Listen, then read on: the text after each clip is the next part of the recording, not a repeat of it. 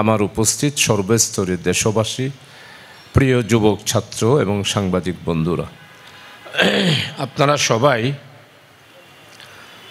জানেন আল্লাহ তাআলা মেহেরবানি করে দয়া করে আমাদের এই আন্দোলনকে আজকে ৮৩ বছরের মাথায় এসে আমরা পৌঁছেছি।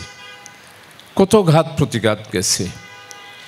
১৯৭১ থেকে আমরা ৭৫ পর্যন্ত ৭৪ এপ্রিল পর্যন্ত আমরা এই দেশে নিষিদ্ধ ঘোষিত ছিলাম, কোনো কাজ করতে পারি নাই। পরবর্তী পর্যায়ে আপনার দীর্ঘ ১৯৭৭ সাল থেকে শুরু করে ১৯৯১ সাল পর্যন্ত আমরা বিভিন্ন ঘাত প্রতিঘাত সংগ্রাম এবং আমাদেরকে রাজপথে অনেক লড়াই করে আমরা ১৯৯১ সালে একটা সুন্দর পরিবেশ পেলাম, একটা নির্বাচন হলো। এর পরবর্তী পর্যায়ে আবারও আমাদেরকে ২০০১ সালে উপনীত হলাম, আমরা একটা সরকার গঠন করলাম, সরকারের অংশীদার হলাম। বিগত ২০০৮ সাল থেকে শুরু করে ১৮টা বছর আমরা অঘোষিত নিষিদ্ধ পার্টি হিসাবেই বসবাস করতে হয়েছে। আপনারা যারা এখানে উপস্থিত আছেন, এখানে অনেকে আমাদের সহযোগী সদস্য হন নাই বা হয়েছেন। শুধু জামাতের পরিচয় এতদূর হইলেই 18 বছরে কেউ স্বাধীনভাবে সুন্দরভাবে আপনারা কেউ জীবনযাপন করতে পারেন নাই।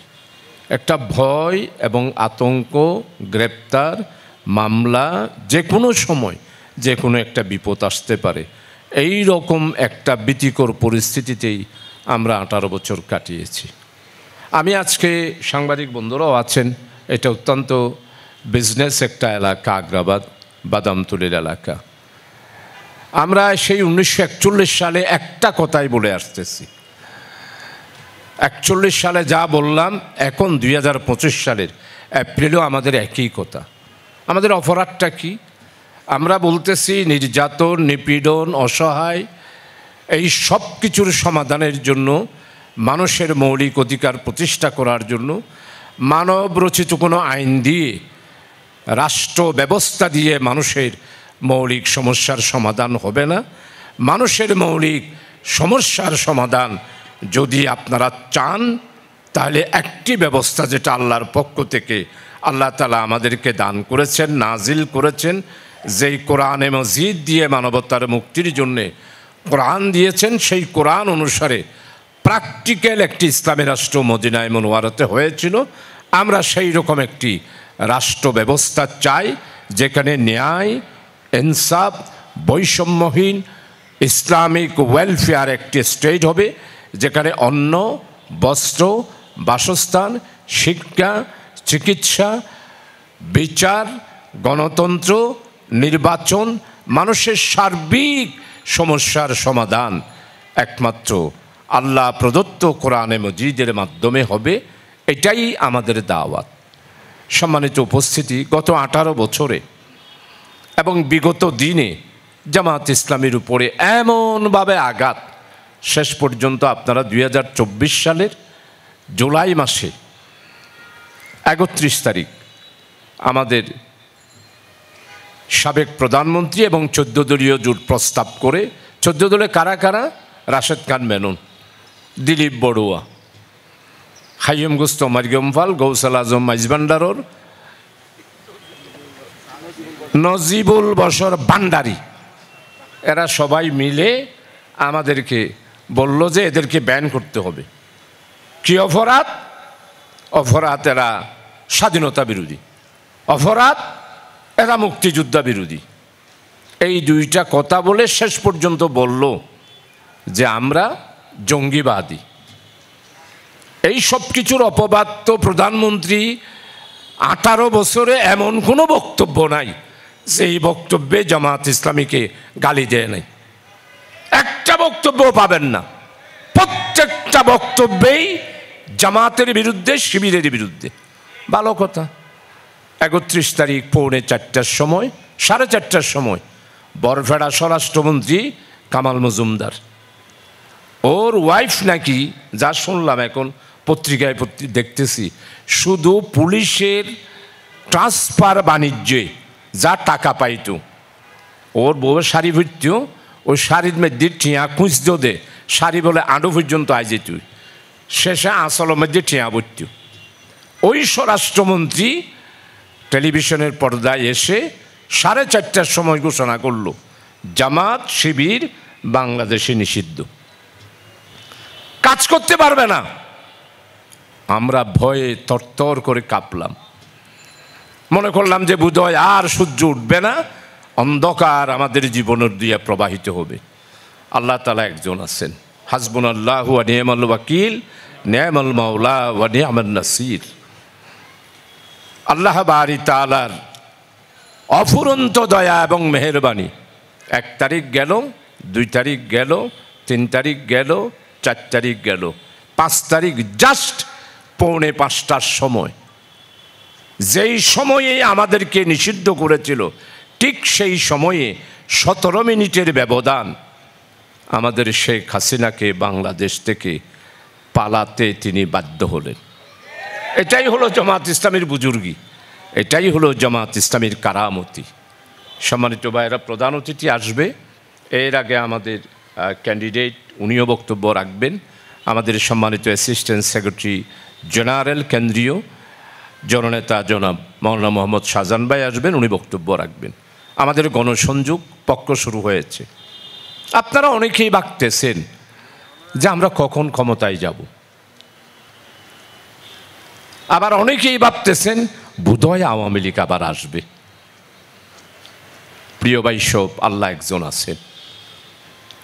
এই দেশের ইতিহাস, যখনই মুসলমানরা বিপদে পড়েছে আল্লাহ তাআলার সাহায্য বাংলাদেশের উপর এসেছে। 1936 সালে এসেছে, 1946 সালে এসেছে, 1954 সালে এসেছে, 1965 সালে ভারত পাকিস্তানের যুদ্ধে 17 দিনের যুদ্ধের সময় আমরা তখন ক্লাস 6-এর ছাত্র, আমরা দেখতে পেয়েছি আল্লাহ তাআলা এই দেশের মানুষকে কিভাবে ভালোবাসেন। ঠিক সেইভাবে করে প্রত্যেকটা দশকে দশকেই আল্লাহ তাআলার সাহায্য এসেছে। 18 বছর আওয়ামী লীগের বন্ধুরা আপনারা আমাদেরকে নির্যাতন করেছেন, মামলা দিয়েছে। এখন কয়টা মামলা হয়েছে? শুধু আমাদের চট্টগ্রাম শহরে জামাত আর শিবিরের বিরুদ্ধে 1274টি মামলা আওয়ামী লীগ, জামাত এবং শিবিরকে মামলা দায়ের করেছিল। 1-2 জন, আমরা প্রায় 3700 জন জামাত শিবিরের নেতাকর্মী বিভিন্ন মেয়াদে আমাদেরকে কারাগারে পাঠানো হয়েছিল। এত বড় অভ্যুত্থান হয়েছে, কই আমরা কি কারো উপর আক্রমণ করেছি? এত বড় একটা বিপ্লব হলো, আল্লাহর মেহেরবানি, রাজপথে কোনো ধরনের অঘটন ঘটে নাই। এর চেয়ে ধৈর্যশীল পার্টি আর কাকে বলতে পারে?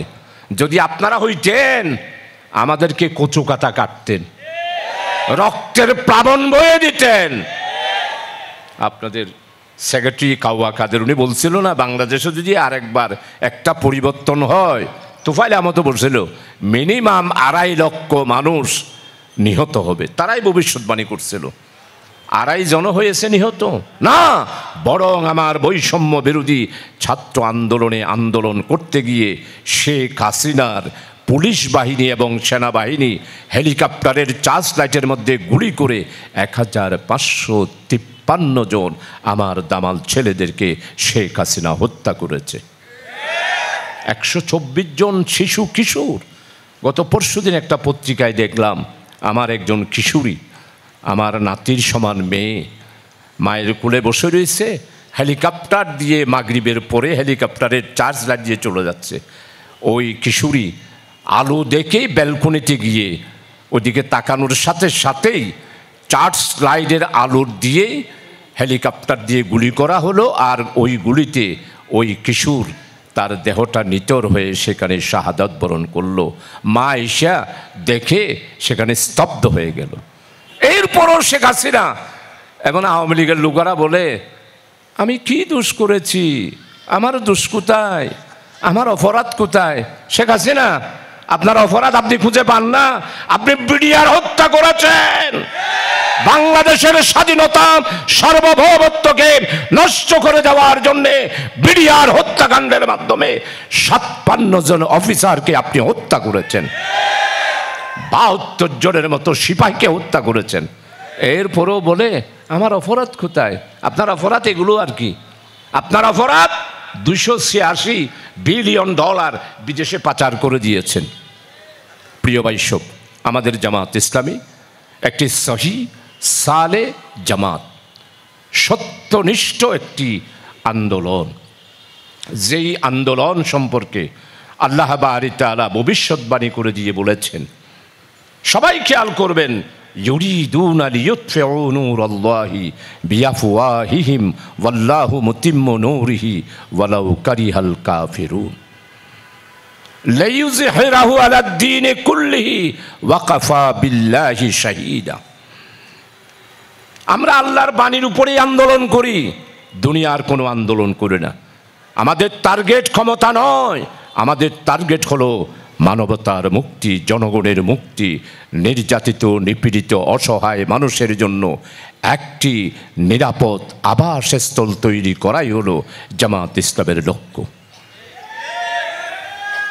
তাই আজকে জামাত ইসলামের গণসংযোগ উপলক্ষে আপনাদের খেদমতে আরজ করব, যারা সহযোগী সদস্য হন নাই, ফারুক ভাই তাদেরকে সহযোগী সদস্য পাঠাই দেন, আমার বক্তৃতার সাথে সাথে পাঠাই দেন, পরিচিতি পাঠাই দেন। ওইখানে আছে যে আপনারা যারা ওইখানে আছেন, যারা পরিচিতি আগে পান নাই, তারা পরিচিতি নিয়ে নেবেন।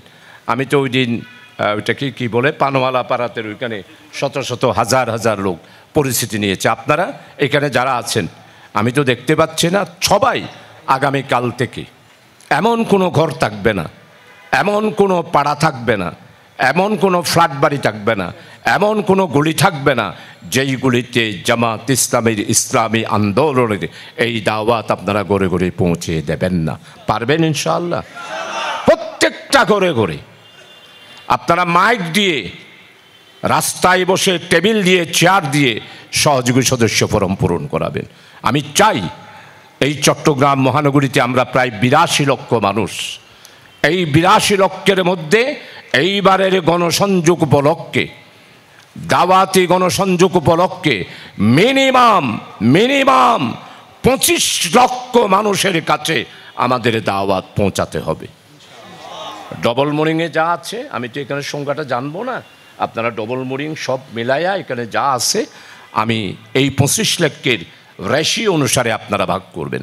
২৫ লক্ষ মানুষের কাছে দাওয়াত পৌঁছতে হবে, আর মিনিমাম ২০ লক্ষ সহযোগী সদস্য বানাতে হবে। আমি কর্মপরিষদ, আমাদের হেনাবাই জানে, সবাইকে এত বেশি চাপ দিয়েছি, নো, এইভাবে বসে বসে আর ইসলামী আন্দোলন হবে না।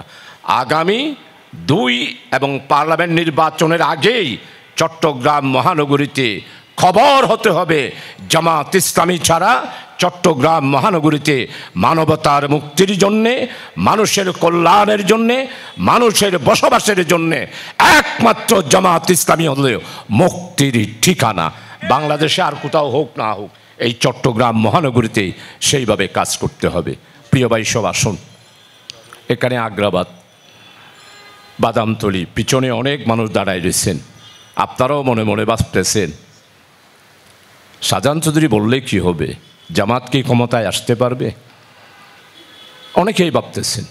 তবে আমি আজকে আসতে পারি কিনা জানি না, আবার বক্তব্য রাখতে পারি কিনা জানি না, কারণ ভারত আর বুর্জোয়াদের বিরুদ্ধে যেভাবে কথা বলতেছি, এবং কালকে একটু ইশারাও পাইলাম, মরলে মরতে পারবো, মরলে মরতে পারবো, এই দেশের স্বাধীনতার প্রশ্নে এক বিন্দু পরিমাণ সমঝোতা ইনশাআল্লাহ চট্টগ্রাম মহানগরী জামাত আমরা করব না, করব না।